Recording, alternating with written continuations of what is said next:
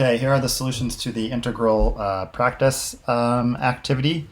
And let's see, I think there's 5 integrals on here. So I've already written out the solutions so I can talk through them so that this won't take forever. Otherwise, it would take quite a while. So first integral is the definite integral from 1 to 2 of 8x cubed plus 3x squared. That's something we can just take antiderivatives by undoing the power rule. So it's 2x to the 4th plus x cubed evaluated from 1 to 2. And we should get 37 there. Okay, the second is the definite integral from 0 to 2 of t squared over the square root of 1 plus t cubed.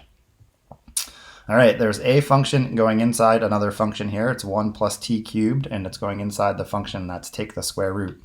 So it's our choice for u. So du is 3t squared dt, but we only have a t squared in the integral right here. So we need 1/3 of du is t squared dt. And again, we're going to change our limits. When t is 0, u is equal to 1 plus 0, and when t is 2, u is equal to 1 plus 8, or 9. So the integral simplifies to the integral from 1 to 9 of u to the 1/2 times 1/3 du. Bring the 1/3 out in front of the integral and evaluate in terms of u from there, and we get 52 over 9.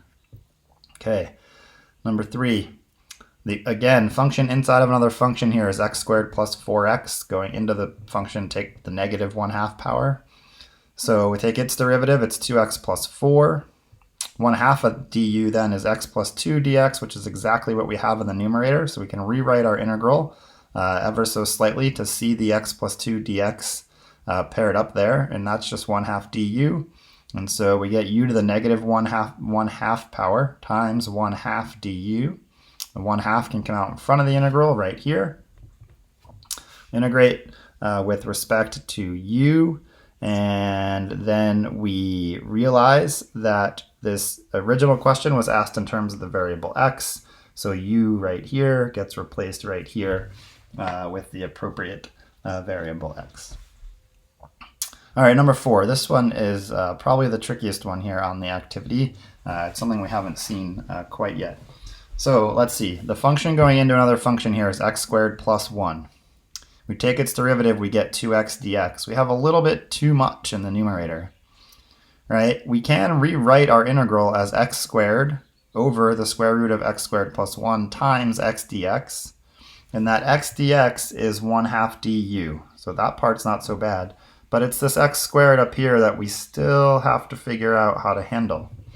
Okay, well, we go back to we have to write the entire integral in terms of u, otherwise we can't take antiderivatives. So we go back to our original expression here, u is x squared plus 1, and we say, hey, can we get an expression for x squared in terms of u? Sure, if I subtract 1 from both sides, u minus 1 is equal to x squared.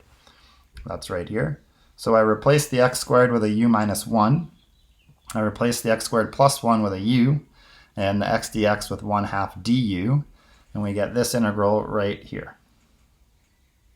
1/2 the antiderivative of u minus 1 over u to the 1/2. Then I can separate that into two terms. It's 1/2 the antiderivative of u to the 1/2 minus u to the negative 1/2. When I divide here, I rewrite this as u over u to the 1/2 minus 1 over u to the 1/2. Take antiderivatives by undoing the power rule.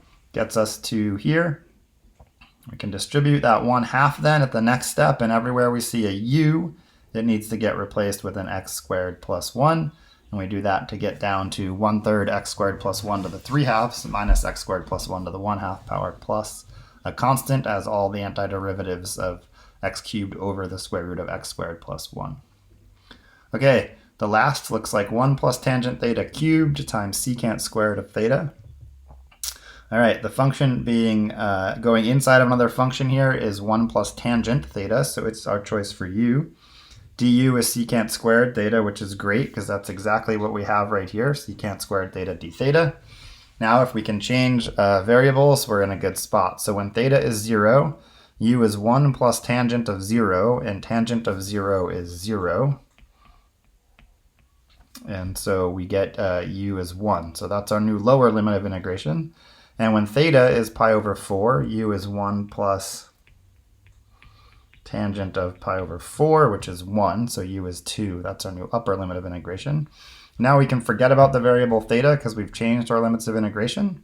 So we get u to the fourth over 4 evaluated from 1 to 2, which is 15 fourths.